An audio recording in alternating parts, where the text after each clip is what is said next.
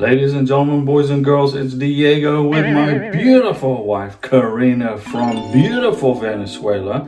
We went through the K1 visa process like you guys are going through the K1 visa process. And this video is information about whether you should consider the K1 visa. Are you trying to decide whether you want the K1 visa or are you trying to decide you want to go through with the spousal visa? What's the most beneficial to you?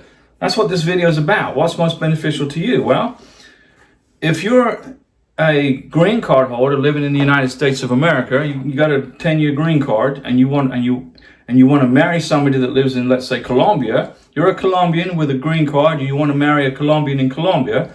You can't use the K1 visa. Okay, you have to use the CR1 spousal visa.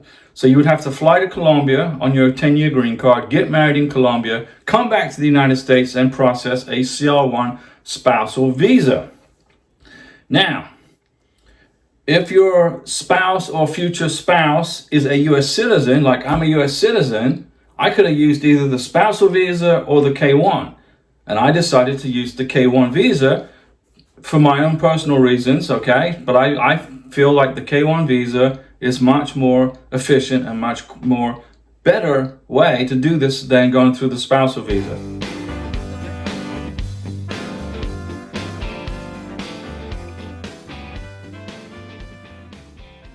So what if you want to get married in the United States of America? We wanted to get married here in Florida, okay? We wanted to get married here in Florida, so we had to use the K1 visa, not the spousal visa. We used the K1 because we wanted to get married here in the United States. And we got married on January 14th, 2024, down the road on the beach. It was a fantastic, fantastic experience. Now, what if you guys are already married to each other and one partner lives in, let's say, Colombia? Let's suppose Karina and I were already married and she lives in Colombia.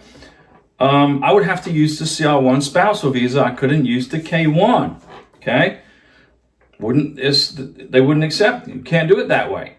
Now, what if you live in a country where they will not recognize your marriage? They don't recognize your marriage. You want to marry somebody and you live in a country and they say, no, we won't let you, you can't get married here. You can use either the K1 or you can use either the CR1 spousal visa, okay? So you can't, what if you cannot get married outside of the United States because of the cost? It costs too much money for you to fly back and forth to whatever country. Then you can use either the K1 visa or the CR1 visa, okay? Now, you could get married outside of the United States to save money on immigration fees. That's true. If you do that, you're going to have to use the CR1 spousal visa, not the K1. Now, what if you get married in a virtual ceremony with this? You're in a virtual marriage ceremony. To save money on immigration fees, you would have to use the CR1 spousal visa. You could not use the K1 visa. Immigration costs are a big factor, ladies and gentlemen, boys and girls, in this K1 visa, spousal visa process. And in order to apply for a green card, it's less important than other factors in your decision, okay?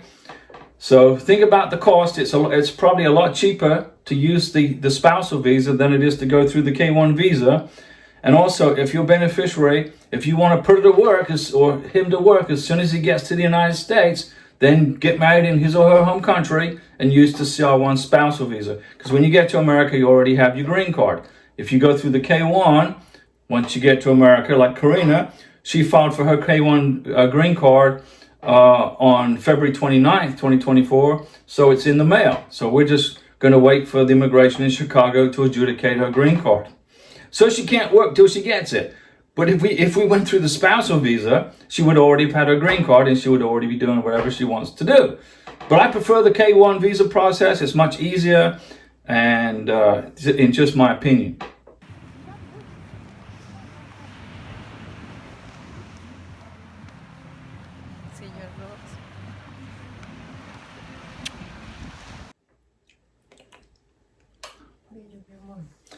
So those are my opinions, ladies and gentlemen, boys and girls. I'm not an immigration attorney. I don't give you any legal advice. 000 legal advice. I don't work for the U.S. government, the State Department, USCIS. I'm a real estate agent, but I got 9 years of experience with K-1 visas, spousal visas, green cards, tourist visas, blah, blah, blah. Like I said, I don't give you any legal advice. But on Mondays, Wednesdays, and Saturdays, I do a live stream with beautiful Karina. And I will answer all your questions for free on the K-1 visa process or whatever immigration questions you have regarding K-1s, green cards, spousals, VR, CR1, IR1, and B2 visas. Okay? Thanks for joining us, ladies and gentlemen, boys and girls. And we will see you at the next live stream. And stay patient during the process. You have to be patient. You can't rush this. A K-1 visa, spousal visa, is not fast. It's very slow. Thanks for watching.